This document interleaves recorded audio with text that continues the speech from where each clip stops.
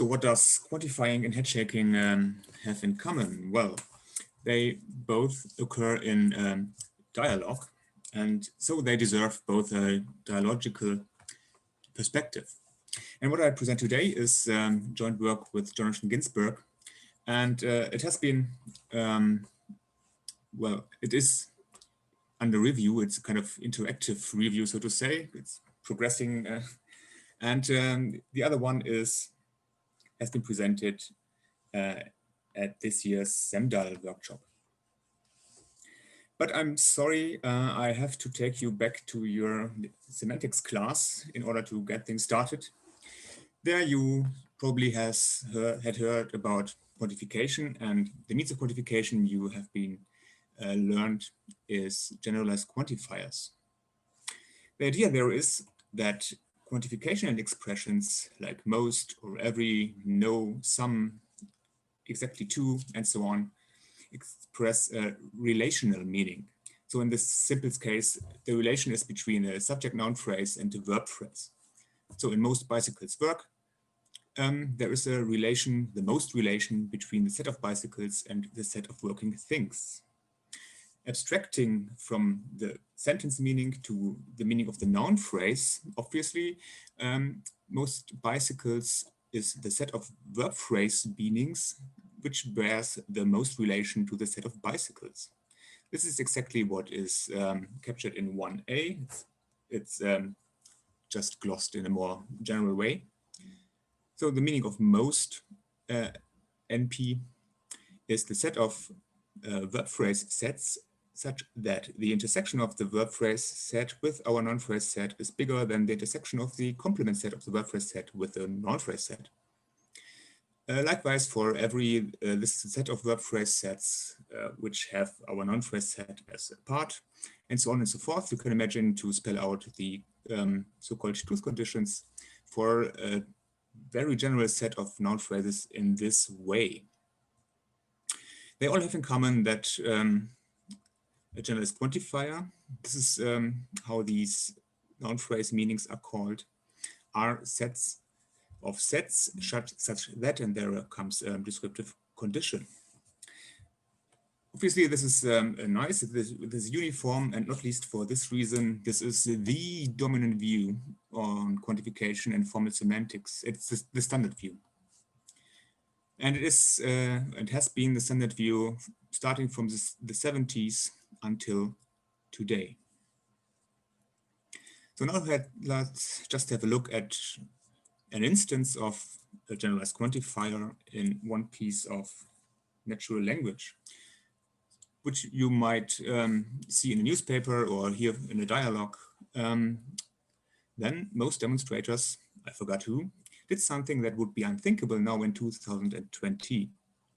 So obviously there's a parenthesis, I forgot who, which contains a pronoun who, which refers back to most demonstrators. One remarkable thing is that the parenthesis, well, it's a parenthesis, interposes just in between the sentence. This means that our noun phrase, most demonstrators, has not yet applied to its verb phrase. So obviously this is a kind of a probe. So these interposed anaphora things can be used as a probe for incrementally processing. We can retrieve the quantified noun phrase principally in every position in a sentence, and we expect, if we are a pronoun, so to speak, we expect an answer. If you are familiar with generalized quantifier theory, you will probably come across the notion of quantifier raising, where in order to get the right scoping relations and so on, you eventually have to move a quantified noun phrase out of its surface position onto some different position in logical form. And arguably, these incremental data are really difficult to get to reconcile with quantifier raising. So we might have a probe for incrementality with these kind of anaphora. The other thing is that who is a pronominal anaphora. And as such, we expect it to grab some nominal kind of semantic entity, let's say an individual or a set of individual, depending on whether it's singular or plural. But recall our most demonstrators QNP or generalized quantifier hasn't yet applied to its verb phrase. So right now it's a set of set such that. So we have a type conflict here. In order to remedy this conflict, we have two options. We can change somehow the meaning of the pronoun, or we can change the meaning of the quantified noun phrase. And obviously we choose the latter way. It's not just because of this one sentence with the most demonstrators, but there's a lot of reasons which have been collected on empirical grounds. They have to do with the anaphoric potential of these quantified noun phrases. We have to do with the clarificational potential. What happens when they put a noun phrase as the object of a clarification request, in particular a reprise question clarification. And there are a lot of psycholinguistic processing studies on generalized quantifiers, which are sometimes in support of generalized quantifier theory, but they leave some open questions. So here's a great deal of work to do in order to reconcile the theory with the empirical data. To cut a long story short, our proposal is that we just change the semantics of plural count nouns. We propose that we give up the relational view, which takes two arguments, the verb phrase, the noun phrase and the verb phrase, in favor of a unary view, which just involves the noun phrase extension. We do so by introducing the notion of ordered set bipartition, which is just, well, as the name says, which is just a bipartition of a set. So we, in a way that we don't lose any member. The illustration here should make things clear. Suppose our universe of quantification contains 3 bicycles.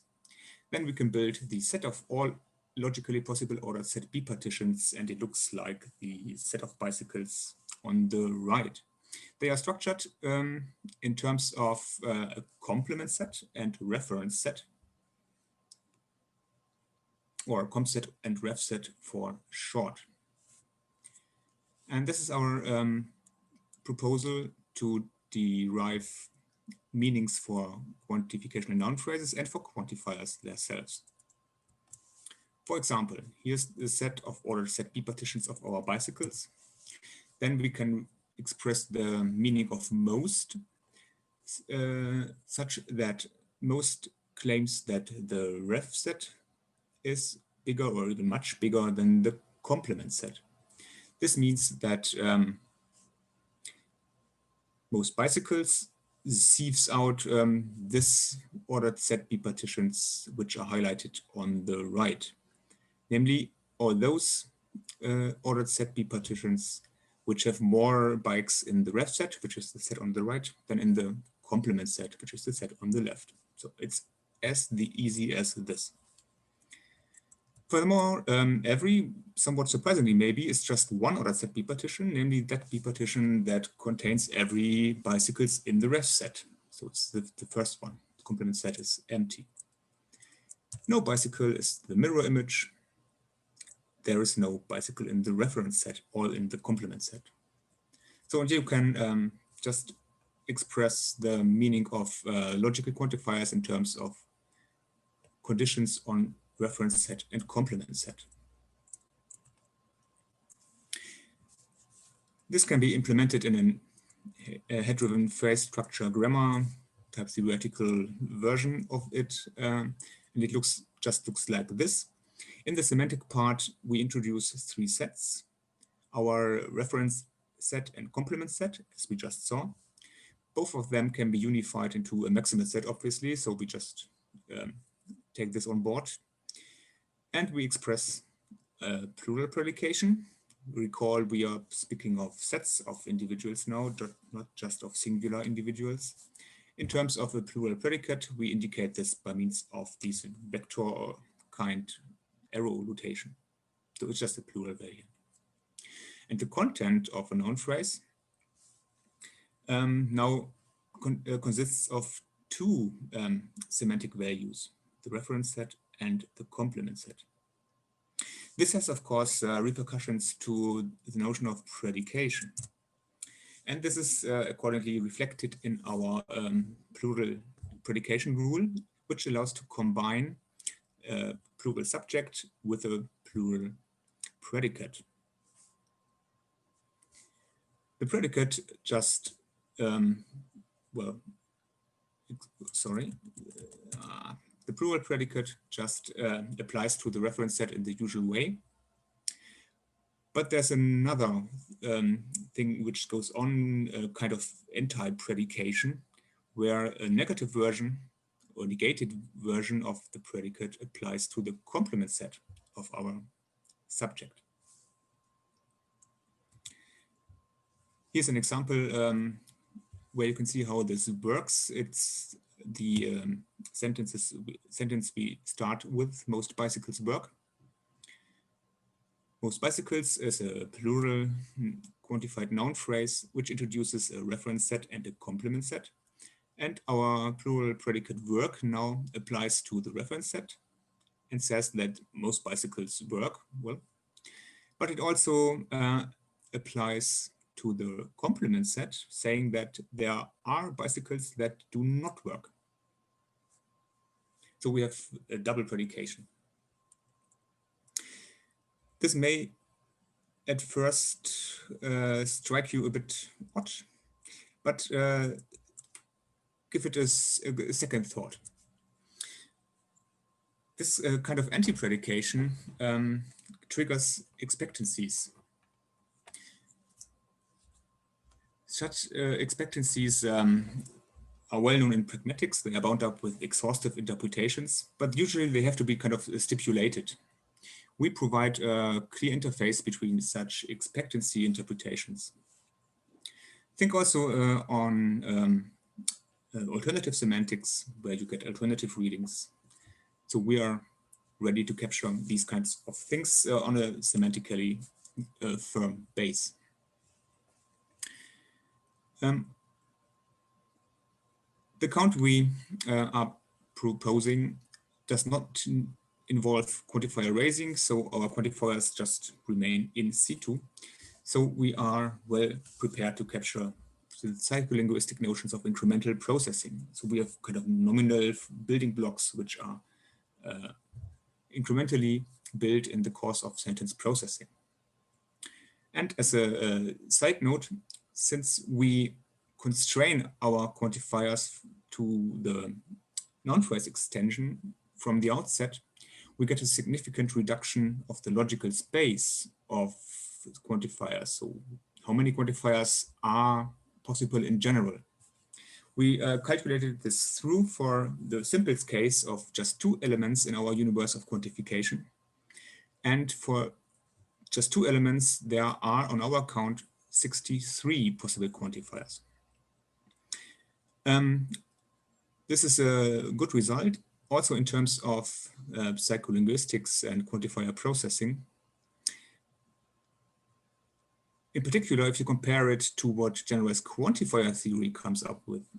On the generalized quantifier theory, the number of possible quantifiers is over 65,000.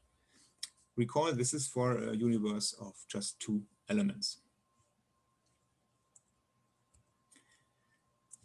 So in sum, we propose to model the extension of plural quantified noun phrases in terms of ordered set P partitions, which allows us to significantly reduce the number of possible quantifiers and quantified noun phrases.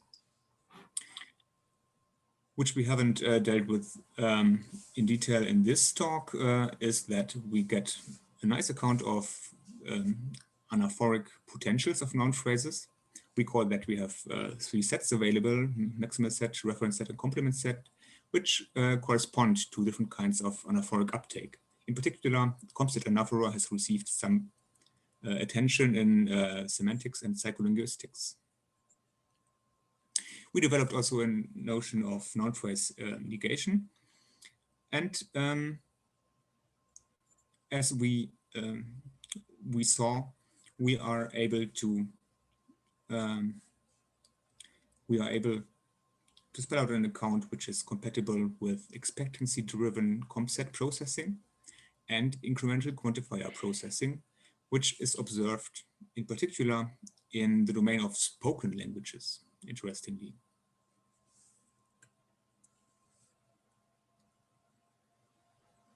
Spoken languages stand out due to the use of nonverbal signals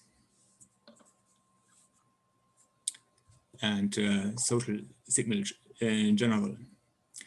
Here's an illustration of a four-party discourse, which is transcribed for speech, head direction, and gazing behavior, so between four persons. So we don't need to have to go into any details. I just want to have a look at the pattern you see in these. It's an ELAN tool in the ELAN annotation, where you can see a lot of overlapping things happening. So there's nearly no pause and highly coordinated but simultaneous actions is going on.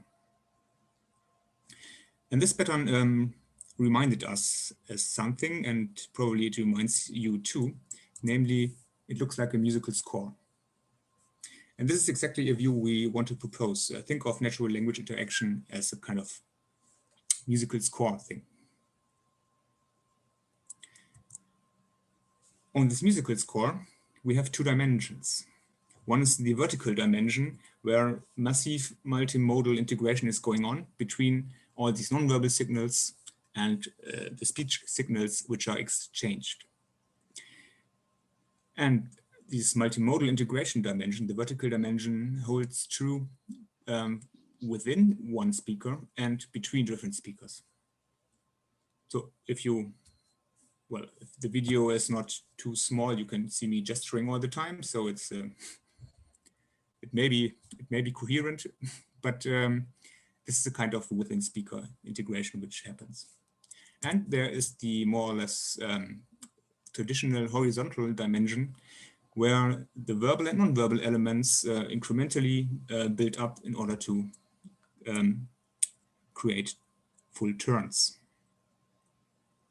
This view poses two kinds of challenges. One is, well, technically, for those who are theoretically or formally interested.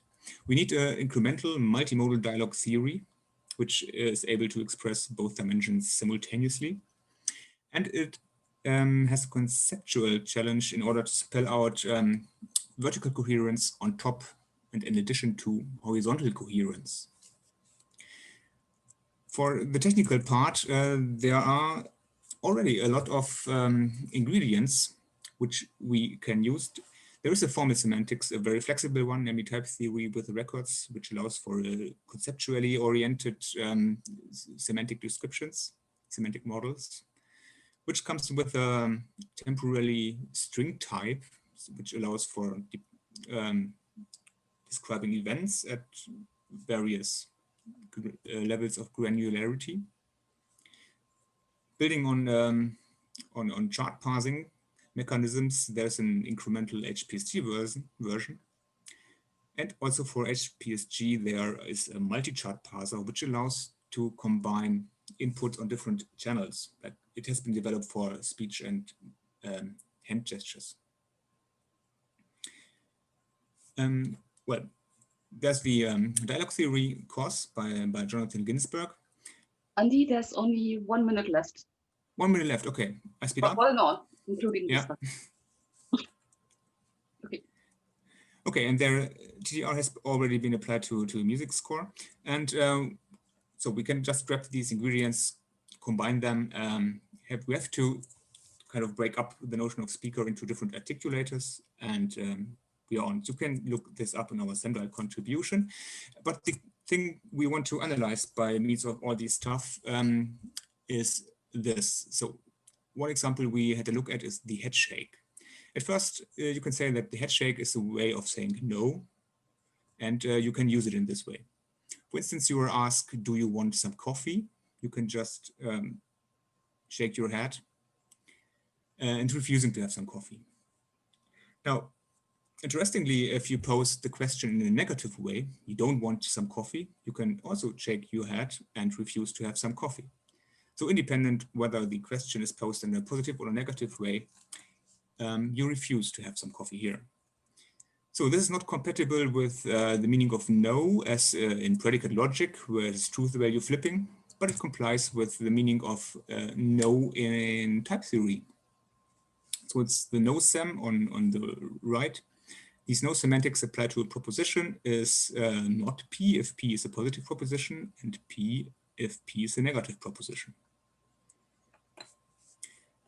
So the dialogue theoretical framework allows us to give lexical entry for this kind of head shake.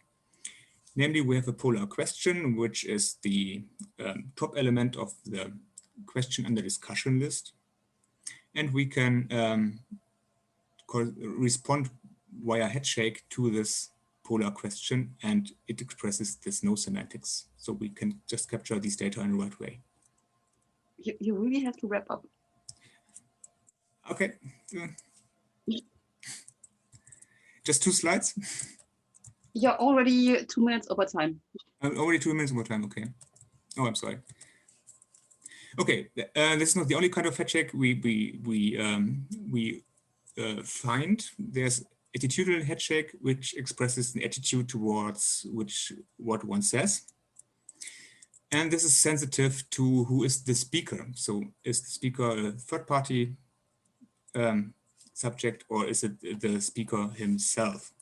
So here we have an interaction with, on the interlocutionary level, with what I'm saying and what I'm doing with my head.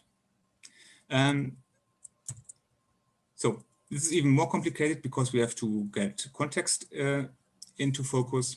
So we can dissociate head shake from speech. Both can address different anaphora in speech. So here have an example of divergence of vertical and horizontal coherence. And to get a better clue on what is going on here, this is work in progress, and it's progressing hopefully towards a fully model of non-verbal, of multimodal interaction. And we think that multimodal interaction is polyphonic interaction.